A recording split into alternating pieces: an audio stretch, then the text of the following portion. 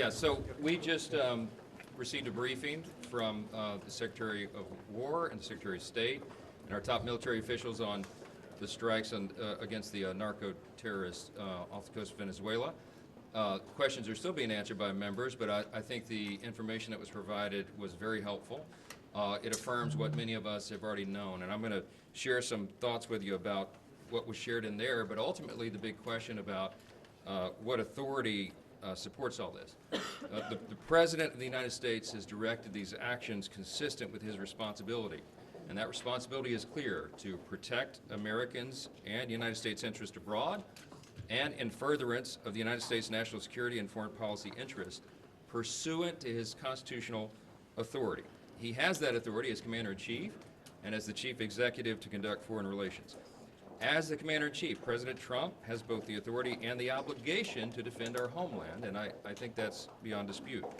Pursuant to this constitutional authority and the law of armed conflict, the President determined that the United States is in non-international armed conflict, that's NIAC as the acronym is known, and that is with designated terrorist organizations and their affiliates who have evolved into complex structures with financial means and parliamentary capabilities needed to operate with impunity, engage in violence and terrorism.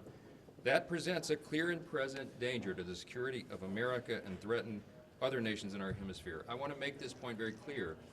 Over the last 4 years alone, America has lost more lives to drug overdoses and other drug-related deaths than we did to the enemy actions in World War II, Korea, Vietnam, Afghanistan, and Iraq combined. This is a serious problem that a serious administration is addressing. These are highly organized and sophisticated narco-terrorist organizations, and they operate, as we said, with impunity. And the President has determined that these cartels constitute the legally defined groups that allow us to take these actions. The Trump administration, by the way, has been much more forthcoming with the legal rationale behind these strikes than prior administrations. And I want to point out this one example. From 2009 to 2015, President Obama conducted over 500 drone strikes, killing over 3,700 persons, some of whom were United States citizens. And he never offered any legal justification to Congress at all. The Department of War has now briefed Congress more than 20 times in bipartisan classified settings on these strikes. Secretary Rubio and Secretary Hegseth have briefed the Gang of 8 and the Gang of 16 as well. I've been in those briefings myself.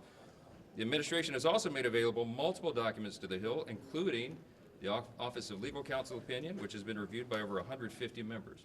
The Department of War has shown video of the September 2nd strike to the Gang of 8 and leadership of the Armed Services and Defense Appropriations Committees.